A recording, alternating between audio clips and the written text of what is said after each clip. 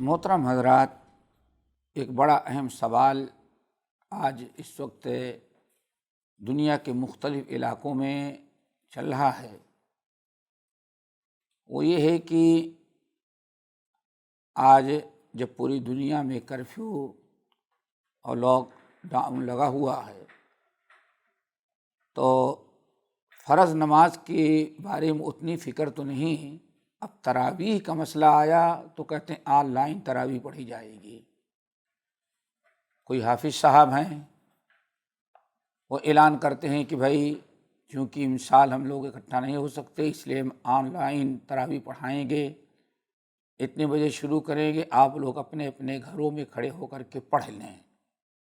یہ اس طرح سے بہت سارے لوگ طرح طرح کی تعویلیں کرتے ہیں کہ اگر سب کچھ ہو سکتا ہے، بزنس ہو سکتا ہے، کاروبار ہو سکتا ہے، تو یہ تراویح کی نماز کیوں نہیں ایسے ہو سکتی؟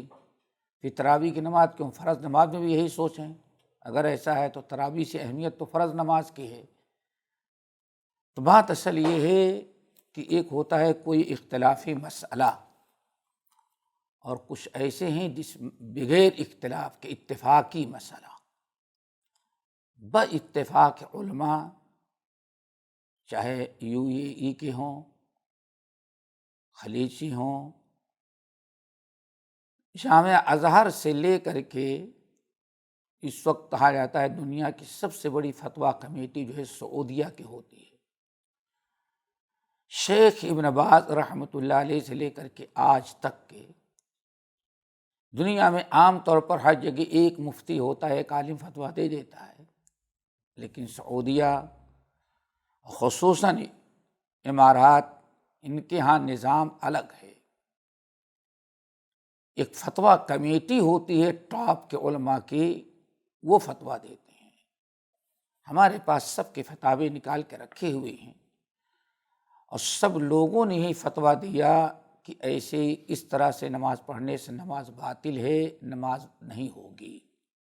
اس لیے ہمیں چاہیے کہ اگر مسئلہ معلوم نہیں ہے تو اپنی عقلی گھوڑے دوڑانے کے بجائے، اپنے اجتہاد کے بجائے، رب العالمین نے فرمایا فَاسْأَلُوا أَهْلَ الذِّكْرِ إِن كُنتُمْ لَا تَعْلَمُونَ۔ لوگوں اگر تمہیں مسئلہ معلوم نہیں ہے تو علم والوں سے مسئلہ معلوم کر لو۔ نبی علیہ الصلوۃ والسلام نے فرمایا شفاء العی بالسوال، لوگوں لا علمی کا علاج اللہ تعالیٰ نے سوال میں رکھا ہے۔ بہت سارے لوگوں نے سوالات کیے، اس سے پہلے، اب بھی، اس سے پہلے بھی، سارے اہل علم، سارے مفتی، سارے علماء نے ہی فتویٰ دیا کہ اس طرح سے نماز جائز نہیں ہوتی۔ اس کی بہت سارے وجوہات ہیں، اصل میں بڑے سارے وجوہات۔ نمبر 1، باجماعت نماز پڑھنے کے لیے، اجتماعیت کے لیے اللہ رب العالمین نے مساجد مقرر کی ہیں کہ سارے محلے کے لوگ مسجد میں اکٹھا ہوں اور باجماعت نماز ادا کریں۔ ہمارے سامنے دو چیزیں ہیں، ایک تو یہ ہے کہ دنیا میں اس وقت ایک کچھ اس قسم کا ماحول بنایا جا رہا ہے کہ جب ساری چیزیں آن لائن ہو سکتی ہیں اور اسکرین پر باقاعدہ امام رکوع سجود کرتے ہوئے سب کچھ نظر آ رہا ہے، تو ہم دنیا میں کہیں بھی ہوں، ان کو دیکھ کر کے نماز پڑھ لیں تو نماز میں کیا حرج ہے، کیا مذائقہ ہے، جب سارا نظام چل رہا ہے ایسے۔ ایک تو یہ ہے، اور دوسرا گروہ ہے مجبوری کی بنا پر۔ ٹھیک ہے، عام حالات میں ہم نہیں کرتے، لیکن جب مجبوری ہے تب ہم کر سکتے ہیں۔ تو آپ اس کو اچھی طرح سے سمجھیں۔ سب سے پہلے مجبوری کو لیتے ہیں۔ مجبوری کس کو کہتے ہیں؟ کوئی بھی، پہلے تو اس پر اتفاق ہونا چاہیے کہ ہر انسان کے لیے مسجد ہی میں نماز پڑھنا ضروری ہے۔ امامت کے لیے ضروری ہے کہ امام سامنے ہو، آگے پیچھے نہ ہو، دائیں بائیں نہ ہو۔ ایک تو یہ امام کہا جاتا ہے کیونکہ آگے ہوتا ہے۔ نمبر 2، صفوف متواصلہ ہوں۔ اللہ کے رسول نے فرمایا لا صلاۃ لواحد خلف الصف، کوئی انسان اکیلے امام کے پیچھے صف بنا کے نماز پڑھتا تو اس کی نماز نہیں ہے۔ تو صفوف متواصلہ ہوں، یعنی صفیں آپس میں کیا ہوں، ملی جلی لگاتار ہو، ایسے جہاں تک چاہے انسان پیچھے چلا جائے اس کی نماز ہو جائے گی۔ لیکن یہاں صفوف قائم نہیں ہوتی، جہاں صفوف میں اختلاف ہوا، صفیں کٹیں، وہاں دوسرے لوگوں کی نماز باطل ہو جاتی ہے۔ لا صلاۃ لواحد خلف الصف، انسان کو چاہیے کہ صفوں سے جڑا ہوا ہو، اور وہ صفوں سے مراد وہ صف جو امام کے ساتھ جڑی ہوئی ہیں، یہ ہماری صفیں جڑتی نہیں۔ لیکن اگر کوئی ایسی مجبوری آ جائے، کوئی ایسی مجبوری آ جائے کہ ہم باجماعت نماز مسجد میں نہیں پڑھ رہے ہیں، تو کیا ایسی مجبوری کی حالت میں اسکرین پر یا کسی اور چیز کی وجہ کسی آلہ جات کے، ریڈیو، ٹی وی، ساری چیز، کیا ہم دور دراز یا کہیں اور کے آواز سے ہم نماز پڑھ سکتے ہیں؟ یہ ایسی مجبوری ہے جو ہمارے لیے ایک ناجائز چیز جائز ہو جائے تو یاد رکھیے گا، اسی نقطے کو سمجھیں کہ اگر مسجدوں میں جانا بند ہو گیا ہے تو ایسی مجبوری نہیں کہ آپ آن لائن استعمال کریں، ایسی مجبوری نہیں ہے۔ مجبوری اس کو کریں جس کے علاوہ کوئی چارے کا، جس کا کوئی بدل نہ ہو، اور یہاں بدل موجود ہے۔ مثال کے طور پر اگر انسان مسجد میں نہ جا سکا، مسجد تک نہیں جا سکتا، صفوں میں نماز نہیں پڑھ رہا ہے، کسی عذر کی بنا پر، مجبوری کی بنا پر بیمار ہے، تو بیمار کے لیے آخر نبی علیہ السلام کے زمانے سے لے کر کے ہمیشہ بیماریاں ہوتی ہیں۔ ایک بیمار مسجد میں نہیں جا سکتا، بازو میں ہے اور امام کی قرات آ رہی ہے، ریڈیو سے آ رہی ہے، ٹی وی اسکرین پر بھی آ رہی ہے، سوال یہ ہے کہ باتفاق علماء یہ مجبوری قابل قبول نہیں۔ کیوں؟ جو مریض ہو اس کو مسجد میں آنے سے معاف رکھا گیا، وہ اپنے گھر میں اکیلا نماز پڑھے۔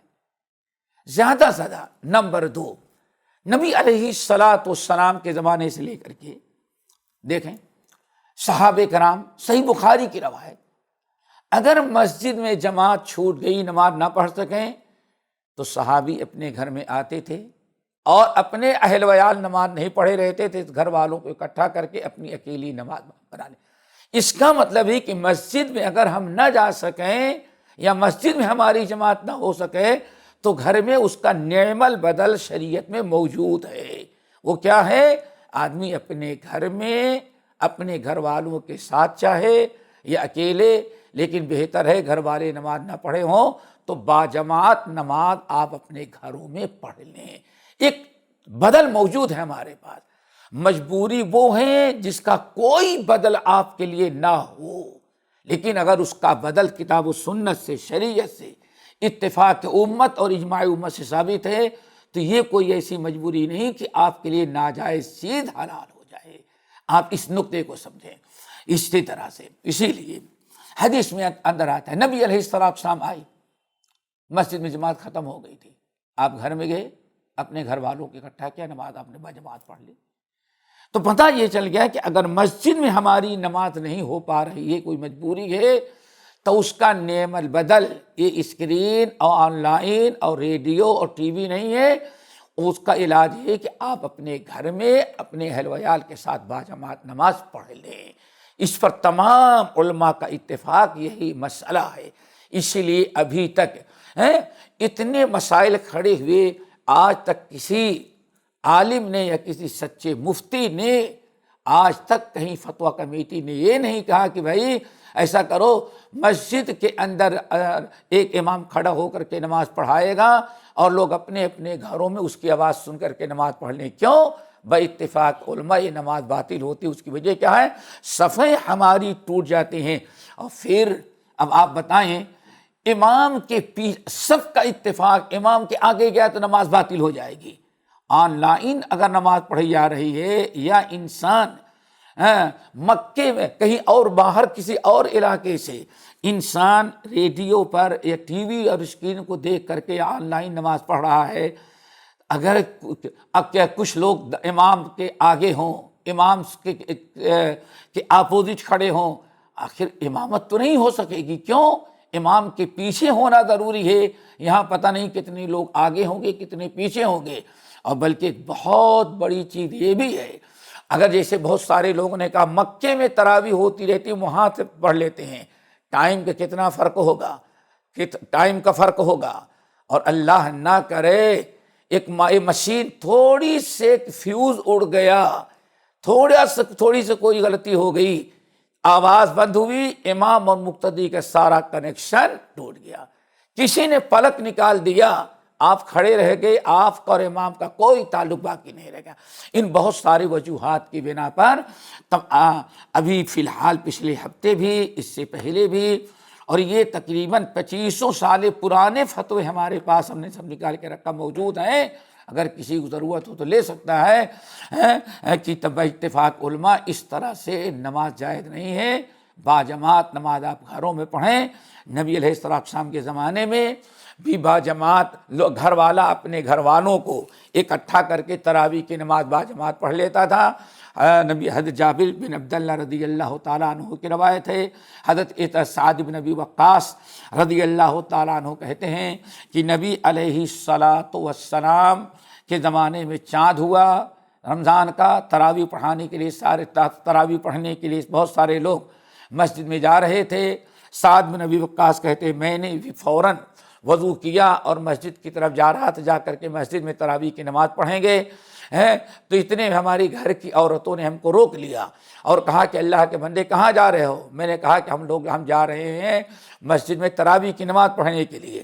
عورتوں نے روک لیا، کہا کہ ہم عورتیں گھر میں رہتی ہیں، ہمیں قرآن یاد نہیں ہے، آپ لوگ تو مسجد میں جا کے تراویح پڑھ لیتے ہیں، آپ لوگوں کو قرآن یاد ہے، اس لیے ہم تمہیں نہیں جانے دیں گے، تم گھر میں تراویح کی نماز پڑھاؤ، تمہیں قرآن یاد ہے، ہم تمہارے پیچھے تراویح کی نماز پڑھیں گے۔ سعد بن ابی وقاص کہتے ہیں مجبور ہو کر کے میں نے اپنے گھر کی ساری عورتوں کو اکٹھا کیا، بچے اکٹھا ہوئے اور میں نے تراویح کی نماز 8 رکعت باجماعت پڑھا دی۔ کہتے ہیں پڑھا تو دیا، لیکن پڑھا دینے کے بعد دل میں ایک بڑا وسوسہ تھا کہ پتہ نہیں ایسے عورتوں کی نماز ہوگی کہ نہیں ہوگی، کیوں؟ ابھی تک کوئی اس طرح سے حادثہ پیش نہیں آیا تھا۔ کہتے ہیں میں صبح نبی علیہ السلام کے پاس آیا، بھری مجلس میں میں نے تذکرہ کیا کہ یا رسول اللہ میں نے ایسے کیا، تو نبی علیہ السلام کے چہرے مبارک کو میں دیکھ رہا تھا کہ آخر دیکھیں میری بات سن کر کے اللہ کے رسول پر کیا اثر ہوتا ہے۔ کہتے ہیں میں نے آپ کو دیکھا کہ میرے اس عمل کو دیکھ کر کے آپ اپنے چہرے مبارک سے خوشی کا اظہار کیا، تو اس کا مطلب یہ ہے کہ ہمارے سامنے ایک بدل موجود ہے، فرض نماز کے لیے بھی اور نفلی نماز کے لیے، تراویح کی نماز کے لیے خصوصاً نبی علیہ السلام کے زمانے میں گھر والا اپنی عورتوں کو اکٹھا کر کے باجماعت نماز پڑھا رہا ہے۔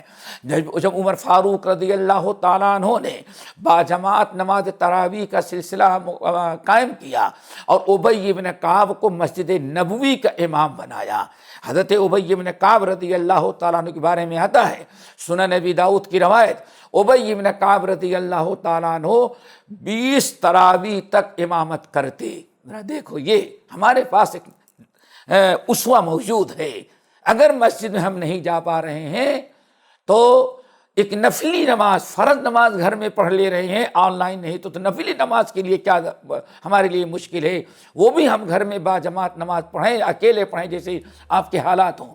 ابی بن کعب رضی اللہ تعالیٰ عنہ کہتے ہیں کہ ان کے بارے میں آیا کہ 20 رمضان، پہلے رمضان سے لے کر کے 20 رمضان تک تراویح پڑھاتے مسجد میں، 20 رمضان تک تراویح پڑھاتے، 20 کے بعد جواب دیتے تھے بھائی اب لوگ اپنے امام کا انتظام کریں، اپنی تراویح پڑھیں۔